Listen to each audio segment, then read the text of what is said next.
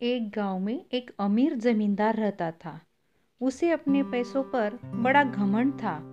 जितने अधिक पैसे उसके पास थे, उतना ही वह कंजूस भी था। अपने खेतों में काम करने वाले किसानों से वह खूब काम करवाता, मगर पगार कौड़ी भी नहीं देता था। मजबूर गरीब किसान मन मारकर उसके खेत में काम करते थे। उसी गांव में एक नामू नामक किसान रहता था। उसके पास थोड़ी सी जमीन थी। उसी में वह खेती बाड़ी कर वह अपना और अपने परिवार का गुजारा चलाता था। रामू बड़ा मेहनती था। वह दिन भर अपने खेत में काम करता और अपनी मेहनत के दम पर इतनी फसल प्राप्त कर लेता कि अपने परिवार के लिए 2 वक्त की रोटी जुटा सके। गांव के बाकी किसानों के पास रामू के मुकाबले अधिक जमीनें थी। वे रामू की मेहनत देखकर हैरान होते थे कि कैसे इतनी सी जमीन में वह इतनी फसल उगा लेता है। एक साल गांव में भयंकर सूखा पड़ा। बिना बारिश के खेत खलिहान सूखने लगे। गरीब किसानों के पास सिंचाई की कोई व्यवस्था न थी। वे सिंचाई के लिए बारिश पर ही निर्भर थे। अपने छोटे से खेत में वह किसी तरह अपने परिवार का पालन पोषण कर रहा था। अब उनके सामने भूखा मरने की नौबत आ गई। मजबूरी के कारण वह गांव के जमींदार के पास कर्ज मांगने गया। जमींदार कंजूस तो था। उसने सोचा कि यदि उसने रामू को पैसे दिए तो यह लौटा तो पाएगा। मेहनती तो ये है ही और मजबूर भी। कम पैसों से दुगनी मेहनत करवाऊंगा।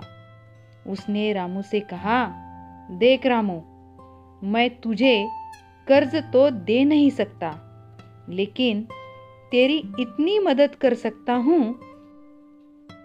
तुझे मैं 1000 रुपया महीने का दे दूंगा।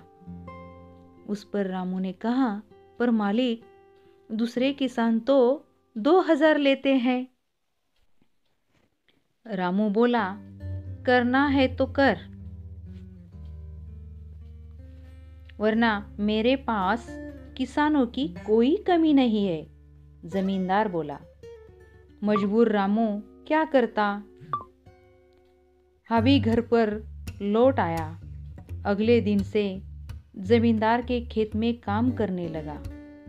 मेहनती तो वह था ही, वो खूब मेहनत और लगन से काम करता। उसके 4 महीने का काम 2 महीने ही कर दिया 2 महीनों में ही कर दिया। यह देखकर जमींदार बहुत ही खुश हुआ। लेकिन इस जमींदार के मन में मक्कारी जाग उठी। उसने सोचा कि 4 महीने का काम तो इसने 2 ही महीने में कर दिया है, क्यों नहीं इसे निकाल दूं? इससे मेरे 2 महीने के पैसे बच जाएंगे। उसने रामू को बुलाया और उसको 2 महीने के पैसे देकर कहा, रामू, यह ले तेरे पैसे, कल से मत आना, अब मुझे तेरी जरूरत नहीं। यह सुनकर रामू परेशान हो गया। बड़ी मुश्किल से उसका घर चल रहा था। अब अपने परिवार का भरण पोषण कैसे करेगा? वह जमींदार के सामने गिड़गिड़ाने लगा कि उसे काम से न निकाले। लेकिन जमींदार ने उसकी एक न सुनी और उसे काम से निकाल दिया। रामू आंखों में आंसू लेकर घर लौटा। चिंता से रात भर उसे नींद नहीं आई। सुबह उठकर उसने फैसला किया कि वह फिर से जमींदार के पास जाएगा और उससे विनती करेगा कि उसे वापस काम पर रख ले। वह जमींदार के घर के सामने जाकर बैठ गया। सुबह उठकर जाट जमींदार अपने घर से बाहर निकला तो रामू को घर के सामने बैठा हुआ देखकर उसने रामू से पूछा, क्या हुआ रामू, क्यों आए हो? रामू जमींदार की पैरों पर गिर पड़ा और गिड़गिड़ाते हुए बोला, मुझ पर दया कीजिए मालिक, मुझ पर दया कीजिए, मुझे काम पर रख लीजिए, मेरा परिवार भूखा मर रहा है। उससे धक्के मार के वहां से जमींदार ने निकाल दिया। रामू उस समय तो वहां से चला गया, लेकिन अगली सुबह फिर सेठ के घर के सामने जाकर बैठ गया। जमींदार ने उसे फिर बुरा भला कहकर भगा दिया। अब से रोज यही क्रम चलने लगा। रामू रोज जमींदार के घर के सामने जाकर बैठ जाता और जमींदार उसे भगा देता। पूरे गांव में इस बात की चर्चा होने लगी। सब जमींदार को भला बुरा कहने लगे। तंग आकर जमींदार ने सोचा कि क्यों ना कुछ दिन परिवार सहित दूसरे गांव चला जाऊं। मुझे घर पर ना देख कर रामू यहाँ आना बंद कर देगा।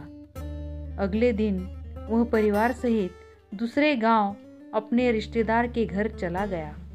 10-15 दिन रिश्तेदार के घर रहने के बाद जब वह अपने घर लौटा तो मोहन को अपने घर के सामने बैठा नहीं पाया। वह मन ही मन खुश हुआ कि चलो उससे पीछा छूटा, लेकिन वह चकित भी हुआ।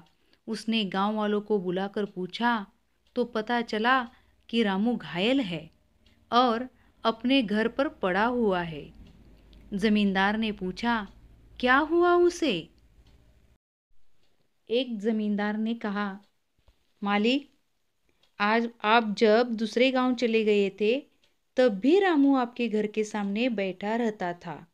एक दिन आपका खाली घर देखकर कुछ चोर चोरी करने के इरादे से आपके घर में घुसे, लेकिन वे रामू की नज़र में आ गए। रामू अपनी जान की परवाह न कर उससे उलझ गया और उन्हें भगा दिया। उनके बीच हुई हाथापाई के कारण रामू घायल हो गया है। यह जानकर जमींदार को खुद पर शर्म आने लगी कि उसने रामू के साथ कितना बुरा किया। लेकिन इसके बाद भी रामू उसके घर चोरी होने से बचाने के लिए चोरों से उलझ गया। वो पछताने लगा। उसने रामू के घर जाने का फैसला किया। वह रामू के घर पहुंचा तो देखा कि रामू बड़ी दयनीय अवस्था में चारपाई पर पड़ा हुआ है। उसके बच्चे भूख से बिलख रहे हैं। यह देखकर जमींदार का दिल भर आया।